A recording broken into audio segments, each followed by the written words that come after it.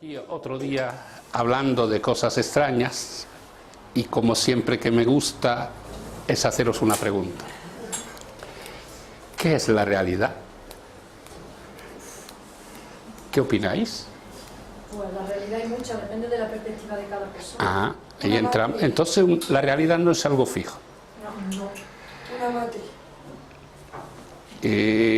Sí, pero en Matrix había unas cosas fijas y otras no.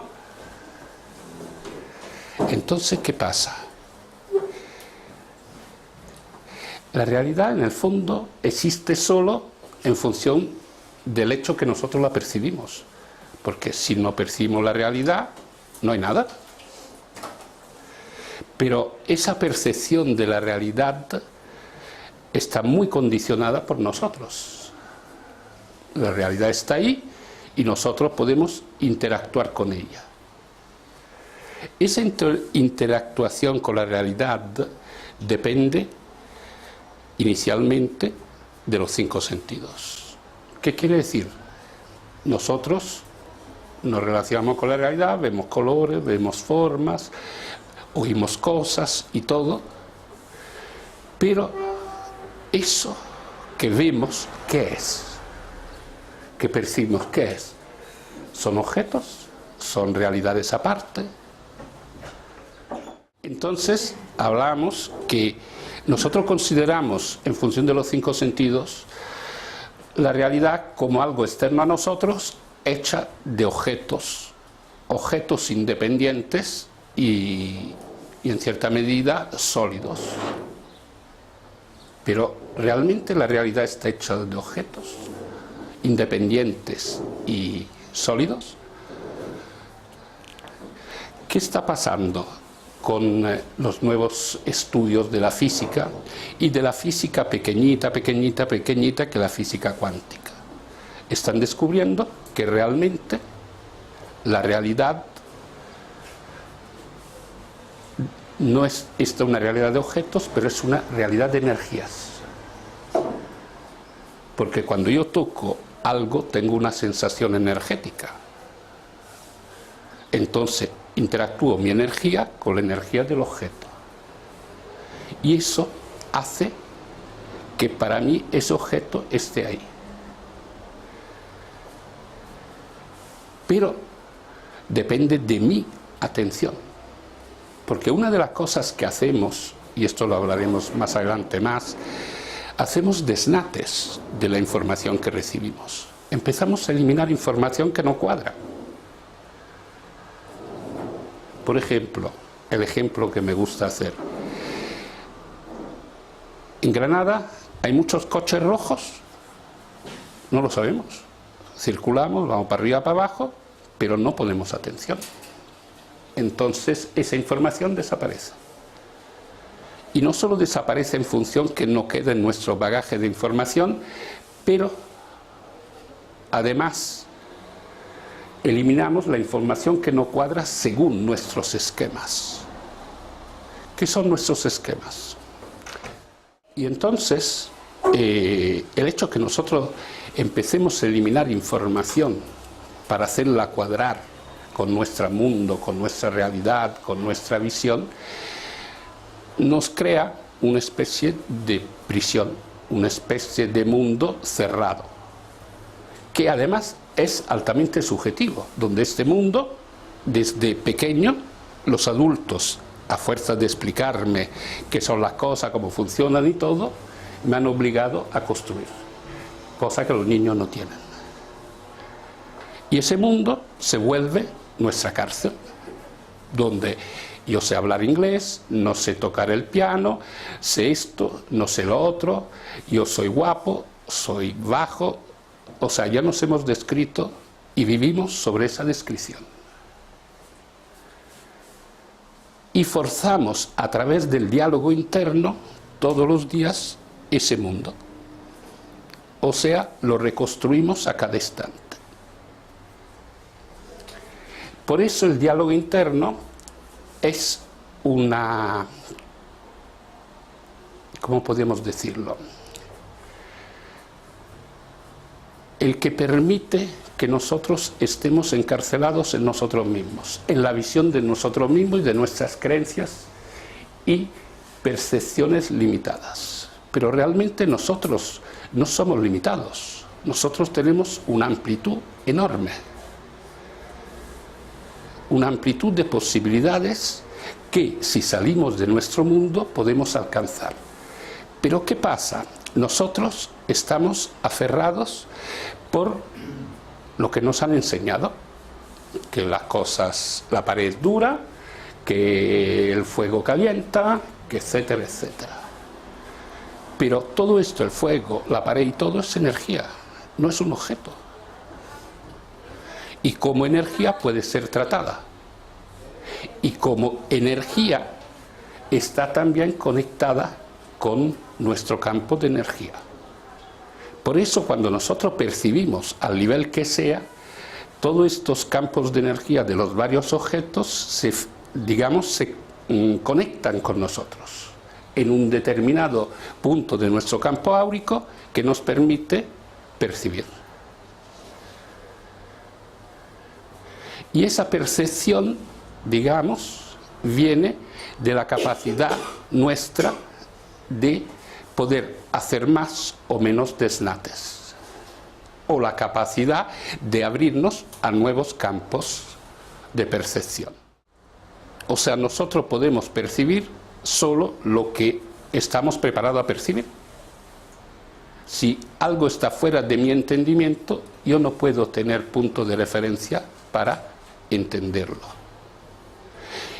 Y por esto, todas las cosas que sobresalen de lo nuestro, de nuestro mundo, de nuestra prisión, nos llevan a no poder crecer y desarrollarnos. Y esa zona, buena, mala, donde sufrimos, donde estamos contentos y todo, realmente se vuelve nuestra zona de confort, lo conocido. Pero nosotros somos más que eso. Pero ¿cómo yo puedo empezar a salir de la zona de confort y empezar a percibirme en un nivel más alto de lo que es la realidad auténtica? A través de la atención. Solo a través de la atención nosotros podemos percibir. Es lo mismo de los coches. Si yo pongo atención, llevo a una percepción, a un conocimiento. Y ese conocimiento se vuelve conciencia. Y la conciencia no es nada más que la fijación de la energía de los conocimientos que vamos adquiriendo, experimentando la vida de una manera que construye nuestro ser. ¿Qué pasa? Que la primera atención es la atención que tenemos en nuestro funcionamiento normal, la atención humana, donde realmente estamos condicionados por nuestras maneras de ser. La primera atención tiene unas características. La característica es la inmediatez. Yo abro los ojos y veo. Pongo atención en el oído y oigo. Pero tiene amplitud, pero no tiene profundidad. ¿Qué pasa con la segunda atención? Porque detrás de esa atención, de esta realidad, hay otras realidades. El ser humano está preparado para percibir esas otras realidades, pero esas otras realidades hay que acercarse a ellas de una manera volitiva porque no nos son dadas inmediatamente y espontáneamente. Entonces hay que educarnos para eso, ejercitarnos para eso. Y el ejercitarnos parte, primero, para poner la atención en lo que yo quiero percibir. Porque la segunda atención, que es la realidad que está detrás de la realidad inmediata, es una realidad que necesita exclusividad y tiempo. Entonces, si yo aprendo a poner atención en algo de manera continuada y específica, empiezan a abrirse nuevas percepciones, nuevas realidades que nos sacan de nuestro mundo que hemos construido.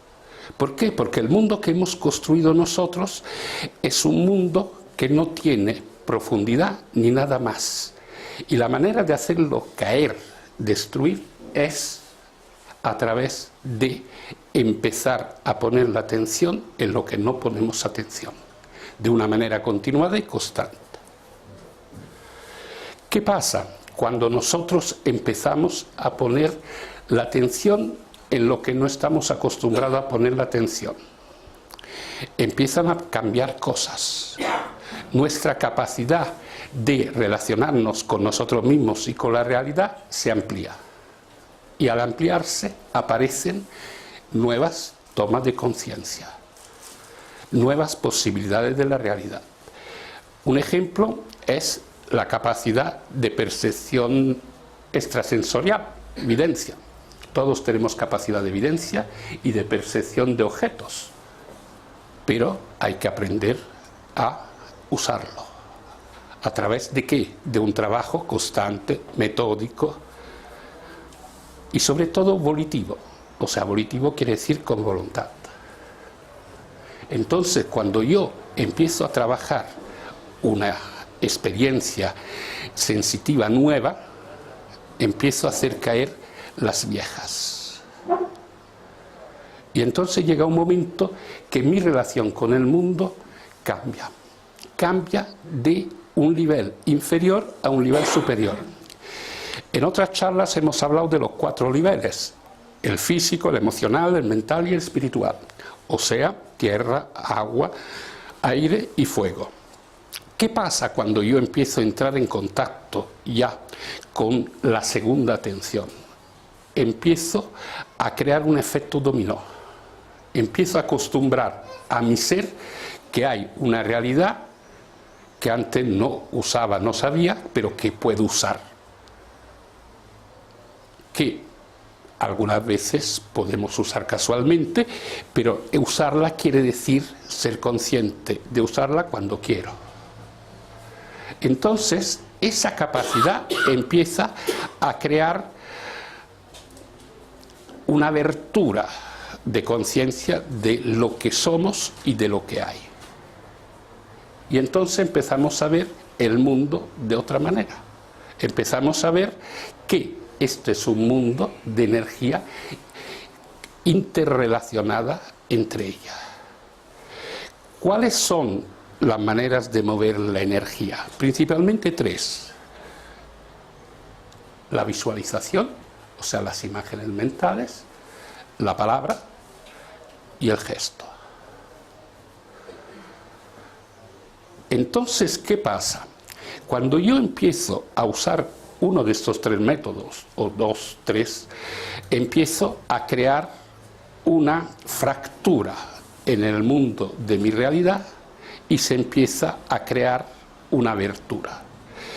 Este trabajo tiene que ser acompañado de una predisposición o una voluntad de que el mundo que hemos construido, nuestro mundo que hemos construido, se venga abajo. Y esta acción de venir abajo permite que nosotros entramos en contacto con ese potencial que tenemos y que no usamos nunca. Porque realmente nuestra realidad diaria humana es muy limitada. Y limitada por el deseo, limitada por las expectativas y por la carencia. Pero cuando yo empiezo a abrir mis niveles de conciencia, no solo a la primera atención, pero a la segunda atención, todas esas maneras de vivir, de sentir, empiezan a hacerse más pequeñas, hasta ir desapareciendo con el tiempo. El sufrimiento es una manera de vivir la primera atención en exclusión con la segunda atención. Porque en el momento que yo entro en contacto con la realidad que hay detrás de la realidad, empiezan a cambiarme cosas. La realidad es curioso. Tenemos 2 realidades. Vamos a ver otro dibujo así. una cara. Muy mal hecha. Esta es una cara. Sí, casi. ¿Qué pasa? Esto soy yo y mi mundo.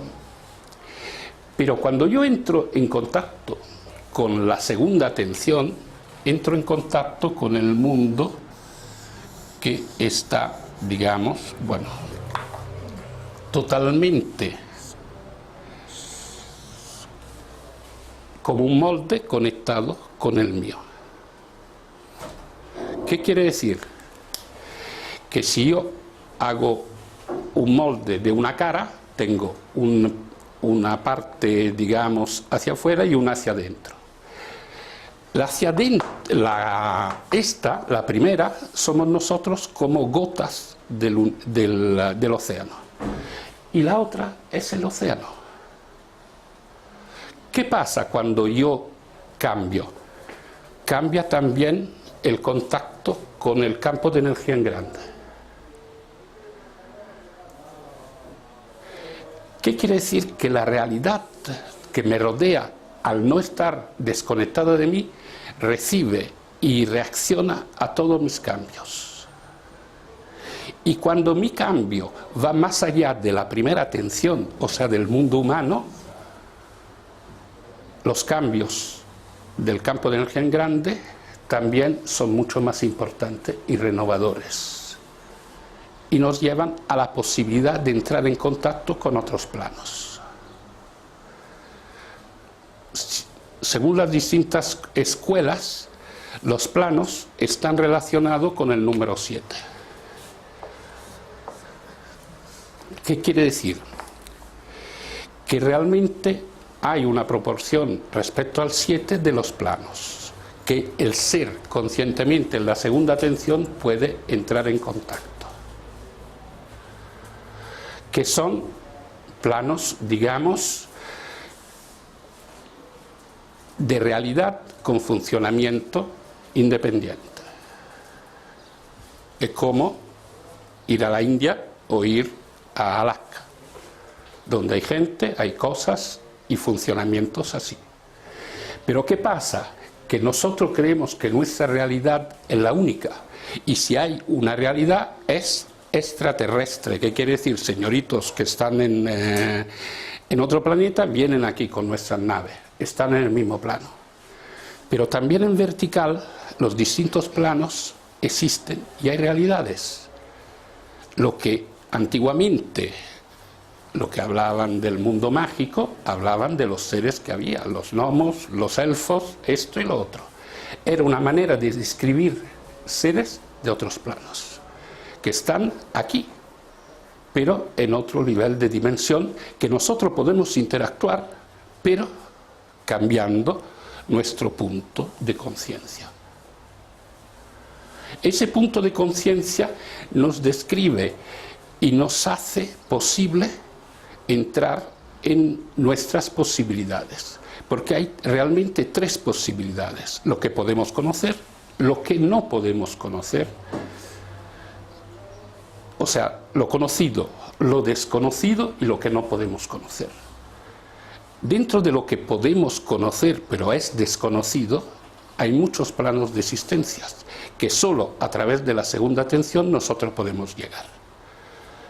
Y ese cambio es una experiencia de vida, no es una idea, es una cosa que se hace a través de un trabajo constante y metódico. ¿Qué ha pasado en el curso de los siglos? Que estas experiencias las han tenido siempre pocas personas minoritarias, que se permitían la voluntad y el lujo de poderlo hacer. Pero la humanidad va creciendo de conciencia. El concepto que teníamos de ser humano, que era hace 2000 años, es muy distinto de ahora. Y dentro de 2000 años será muy distinto, porque el nivel de conciencia y de conocimiento de la segunda atención será todavía más grande. Hasta que llegue a un nivel donde el ser humano pueda expandirse totalmente. Pero ahora estamos al nivel de los bebés, al nivel tierra a tierra. Estamos saliendo de gatear. ¿Por qué? Porque lo único que nos preocupaba hasta 200 años era comer y que no moríamos de enfermedad o que nos matara a alguien.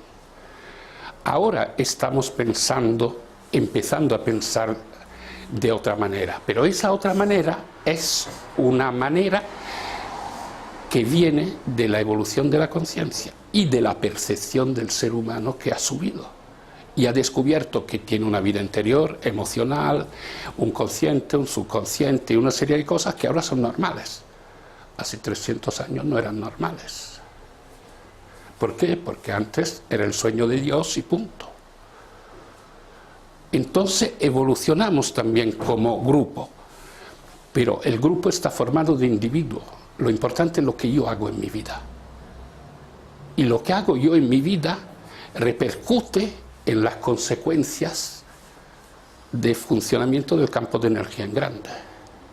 Si yo me posiciono de una manera, me viene el aire por aquí, pero si me pongo aquí, ya el aire no me llega. Mi posicionamiento con la realidad permite que las cosas estén de una manera o de otra en mi vida. Pero no lo puedo enfocar solo desde la primera atención, que es la que conocemos todos. Tengo que empezar a enfocarla desde algo que está más allá de la primera atención, que es la segunda atención, una realidad que está detrás de la aparente realidad que tenemos.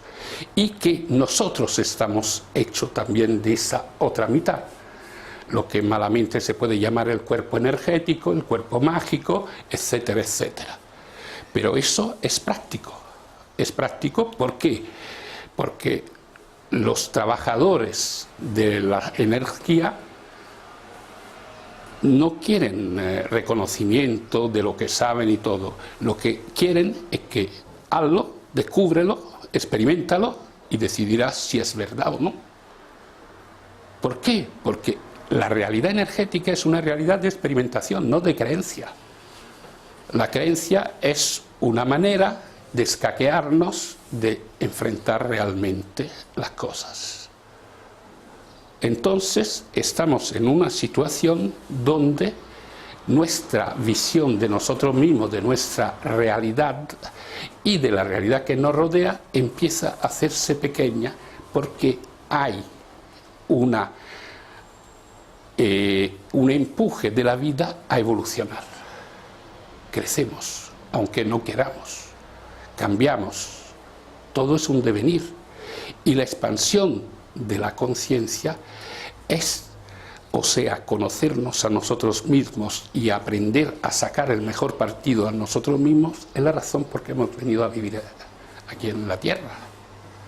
No para tener dinero, no para casarnos, no para esto o para lo otro, para conocernos quién somos, hacernos conscientes de nuestra realidad. Y eso quiere decir ponerla en movimiento, realizarla de una manera que esa realidad mejore nuestra calidad de vida. Yo no os quiero convencer, yo quiero solo poneros en condiciones de que algún día empecéis o intentéis empezar a experimentar algo que está ahí y que todos hacemos parte. ¿Por qué? Porque esa segunda atención, digamos, es casi, no es casi, es mágica, porque está más allá de todo lo que nosotros hemos establecido. Pero todo eso no podemos alcanzarlo hasta que nosotros empecemos a poner una voluntad en querer cambiar, en querer conocernos y alcanzar una parte más grande de nosotros. Eso no quiere decir que perderemos la parte humana. Nos gustarán las mismas cosas o evolucionaremos en los gustos, tendremos placeres, diversión y todo, pero desde otra óptica, desde otro equilibrio.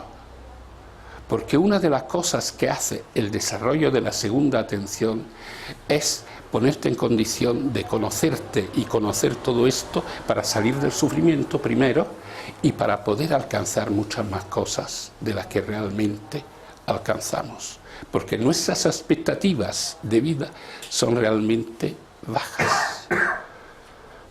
Y entonces, si nosotros no cambiamos esas expectativas a algo más alto, nuestra calidad de vida queda siempre baja.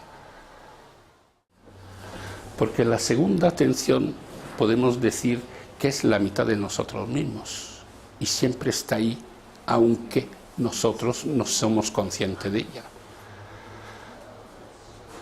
Digamos, es esa parte donde nos permiten pasar cosas extrañas, cosas que no tienen ni pie ni cabeza, pero que pasan.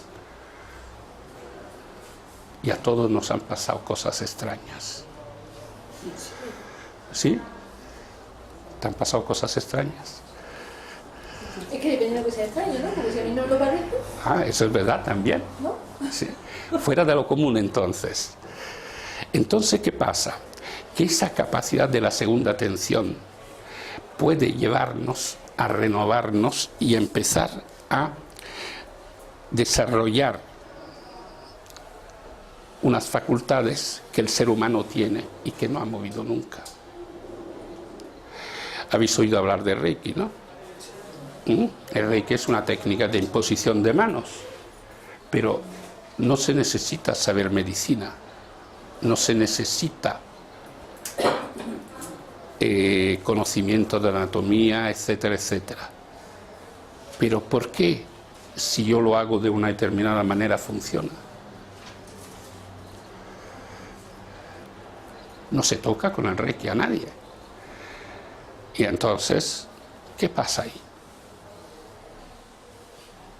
Energía. Ah, bueno, pero eso lo sabemos. Pero la energía no es una palabra teórica, una palabra de cabeza. Energía tiene que ser el funcionamiento diario. ¿Qué quiere decir? Yo tengo dolor de cabeza. Puedo hacerme Reiki solo. Puedo sentirme cabreado. Puedo quitarme ese cabreo a través del movimiento de energía, usando esa segunda atención. Entonces reequilibro mis campos de energía. Necesito más efectividad, necesito más alegría. Puedo cambiar ese campo de energía a un campo de energía mejor. Pero necesitamos primero voluntad y después la manera o la técnica para entrar en contacto con la segunda atención, que me cambie mi estado de ánimo, por ejemplo. Pero el lado mágico lo tenemos todos y muchas veces lo usamos sin saber que lo tenemos. Pero ¿qué pasa si yo lo empiezo a usar en mi vida cotidiana? Para crear un mejor ambiente en el trabajo o en mi casa, para tener más ganas de reír y de divertirme. Pero es que es altamente práctico. Pero estamos convencidos que las cosas fuera están fuera y las cosas dentro están dentro. Y no es así. Yo tengo el poder de reequilibrar cosas porque todo está conectado conmigo y yo estoy conectado con todo. Muchas veces, muchos pensamientos, me he acordado de fulanito, pero ese recuerdo probablemente puede ser un recuerdo, pero puede también ser una conexión con el pensamiento del otro. ¿Por qué pensamos siempre a la persona que queremos? Porque hay una conexión. El pensamiento es también una forma de energía, como los sentimientos. Y todo eso es moldeable. Pero ¿qué sirve para hacerme rico, para tener todos los hombres o las mujeres a mis pies? No creo que eso sirva mucho. Yo creo que para tener, primero, intentar salir del sufrimiento y después tener una vida de armonía y de satisfacción equilibrada.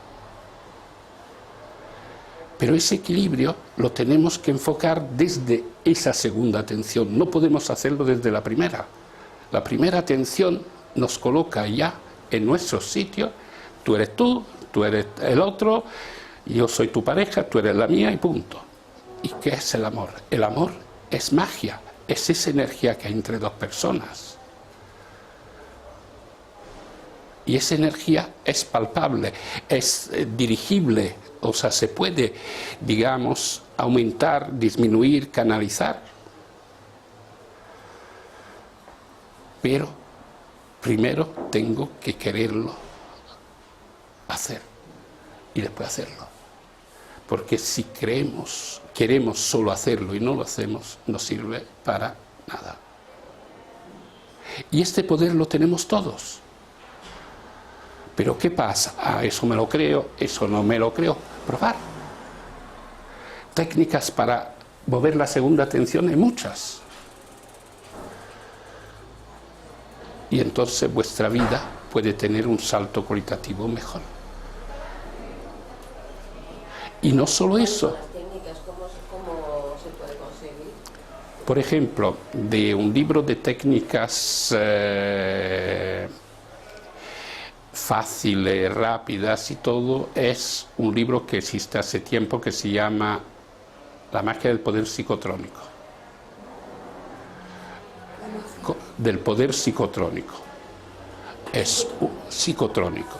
Él habla de la energía como el poder psicotrónico. Usa una técnica, todas esas técnicas usan un funcionamiento común, que es crear un laboratorio o crear una habitación que es mi centro de poder imaginario en mi interior, que yo voy para mover mi poder. Y eso es muy interesante porque creo dentro de mí, en ese mundo mental, que es real porque yo lo siento tal, volvemos a la realidad, que me permite gestionar mi energía y mandar energía al universo y coger energía del universo. Y entonces es un libro que da una serie de pautas prácticas de eso. Pero también tenemos una cuestión importante, la ley del karma. A más poder, más responsabilidad. Si yo tengo capacidad de influencia sobre los demás, tengo más responsabilidad que los demás. Entonces, si uso malamente mi poder para aprovecharme de las debilidades de los otros, mi karma va a ser más importante. ¿Por qué? Porque realmente cada poder comporta una responsabilidad. Y eso es muy importante saber, que si yo tengo la capacidad de manipular a una persona, tengo que tener la responsabilidad con esa persona, para hacerle bien o hacerle daño. Entonces, si yo aprendo técnicas que pueden influir en las personas, entonces tengo que también tener una responsabilidad mayor, una ética mayor. También las técnicas de control mental que usaban un sistema parecido, el método Silva, que eran técnicas, digamos, de uso de movimiento de energía a través de la mente. Pero no se usa solo la mente, se usa la palabra. Las oraciones a que venían a lo mismo. Pero naturalmente te decían, recita esta oración, Padre Nuestro, esto y lo otro. Pero la oración la podemos crear nosotros. La técnica de las afirmaciones o de los decretos. Pero no podemos hacer una cosa, es decir, hago una cosa y ya tengo solucionado el problema. Volvemos a lo de antes, la constancia. La constancia es lo que nos lleva al éxito. El que resiste gana. Los mudras, no sé si habéis oído los mudras. Los mudras son movimientos de posición de mano que mueven energía. ¿Qué quiere decir? Yo pongo las manos de una determinada manera, entonces se crea un campo de energía en mí.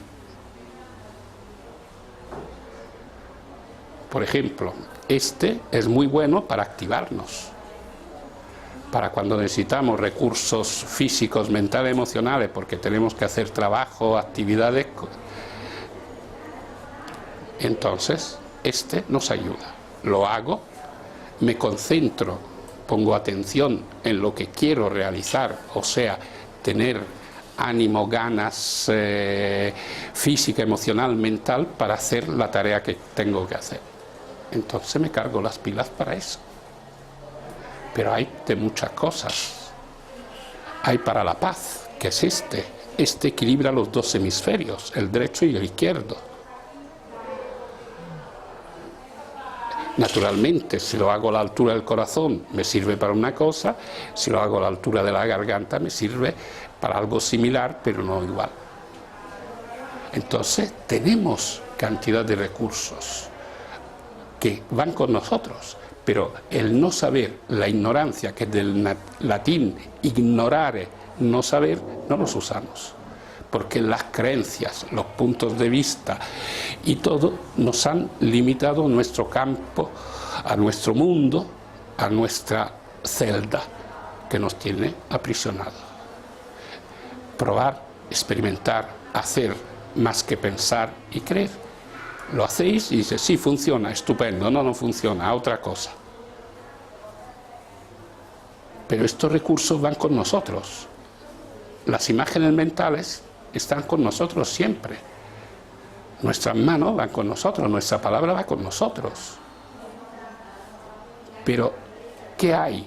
Hay la tendencia de dejarnos ir y esperar que caiga del cielo la suerte, el cambio de humor, lo otro, en vez de decir, no, cambio esto, porque tengo el poder de hacerlo.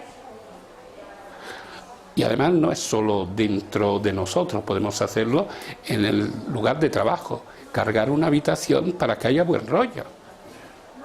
Se puede hacer.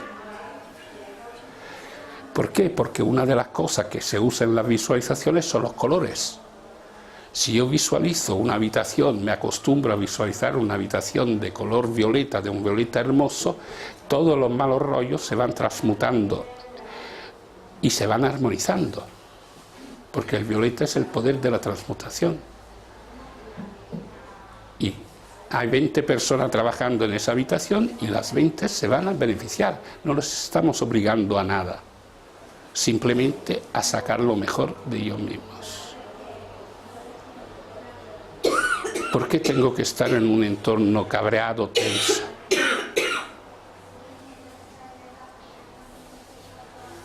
Pero volvemos a lo mismo. Es de una sencillez alucinante, pero al mismo tiempo tan difícil que no lo hacemos. ¿Por qué?